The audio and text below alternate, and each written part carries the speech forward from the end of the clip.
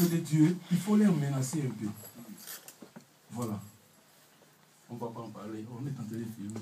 Pour menacer le peuple de Dieu, pour avoir bien le peuple de Dieu, il faut les menacer. Et dans votre famille, donc tous ceux qui sont dans votre famille sont des sorciers. La sorcellerie familiale.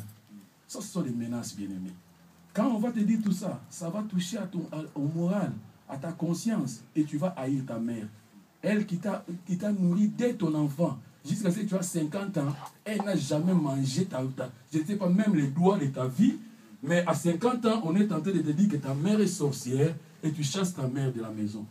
Écoutez, nous ne prêchons pas le ministère de la condamnation. Et même si ma mère est sorcière, moi j'ai Jésus-Christ.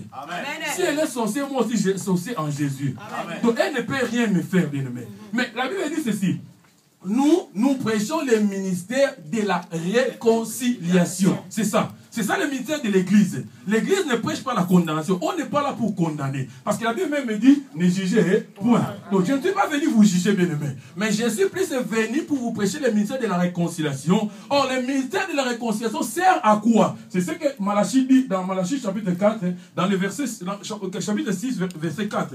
Je crois bien, la Bible dit ceci, que quand le fils d'Élie viendra, il viendra dans l'esprit d'Élie pour amener les fils vers le Père.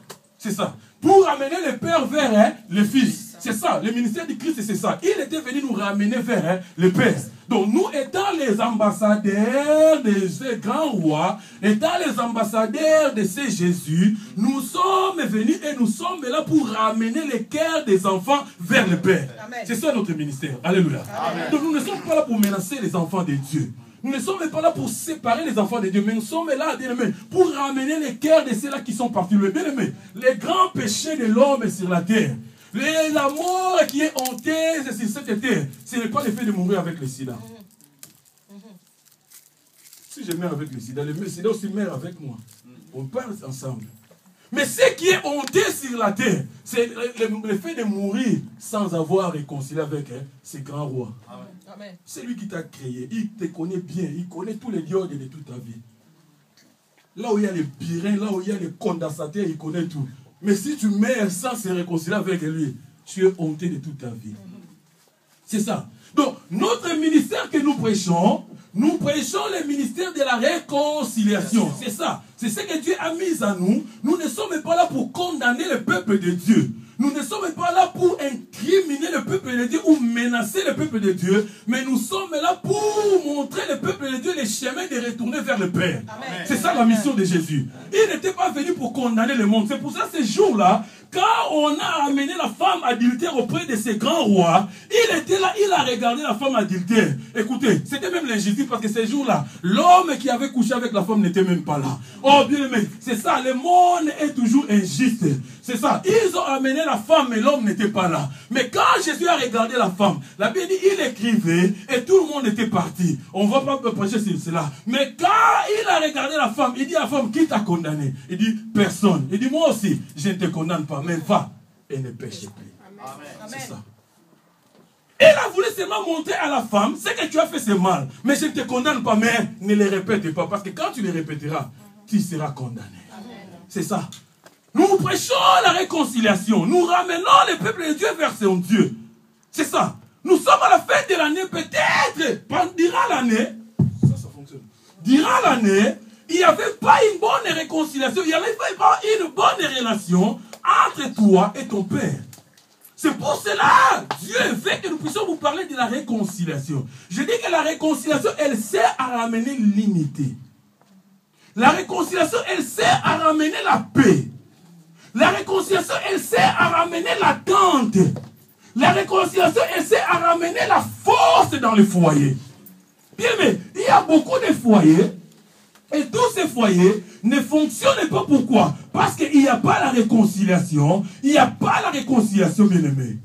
Or, la réconciliation, elle-même, elle fait preuve de l'amour de Dieu envers nous. C'est ça. Donc la réconciliation, elle fait preuve de l'amour de Dieu envers nous. Si Dieu ne nous a pas aimés, il ne pouvait jamais permettre la réconciliation. Mais la réconciliation fait preuve que le Dieu que nous prions, c'est un Dieu amour. Amen. Et la réconciliation, elle fait preuve de l'humilité qui existe entre les chrétiens. Ah, c'est ça. Elle fait preuve qu'en nous, il y a l'humilité. Donc, c'est ça la réconciliation. Elle fait preuve de l'humilité qui existe en nous. Il y a des chrétiens qui n'ont même pas l'humilité en eux. Et le mot réconciliation n'existe pas aussi. Quand quelqu'un ne sait pas exister et exercer la réconciliation, il n'y a même pas l'humilité en lui.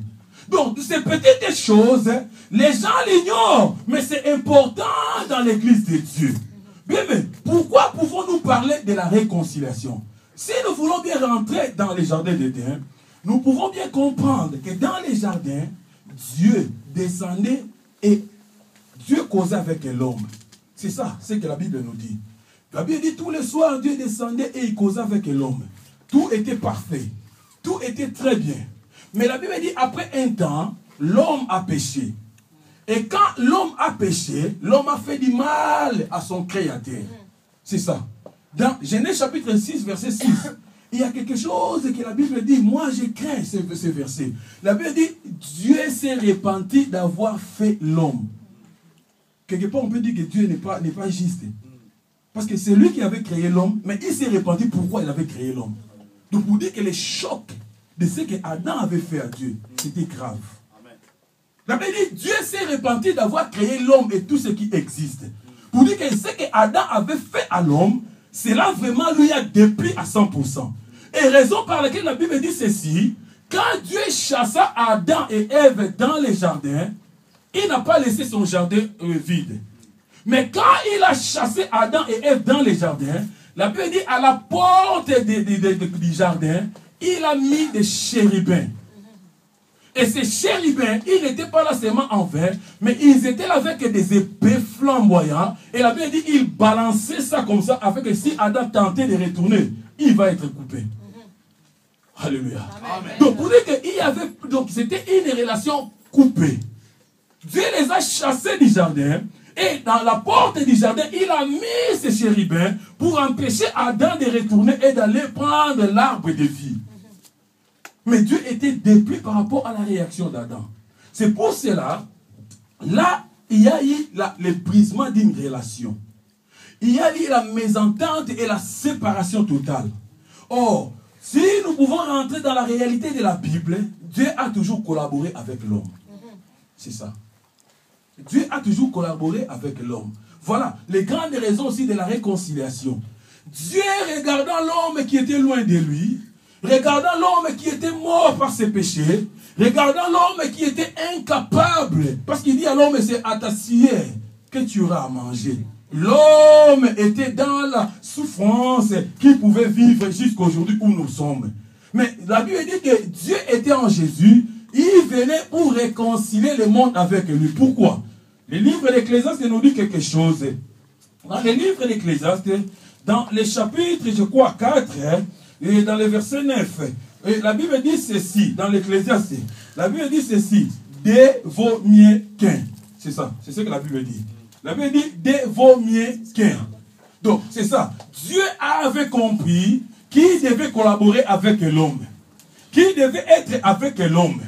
La Bible dit, de vaut mieux qu'un. Donc, Dieu avait besoin de l'homme pour l'utiliser aussi dans ce monde. Mais voilà, l'homme était loin de Dieu. Il a fallu une réconciliation entre Dieu et l'homme.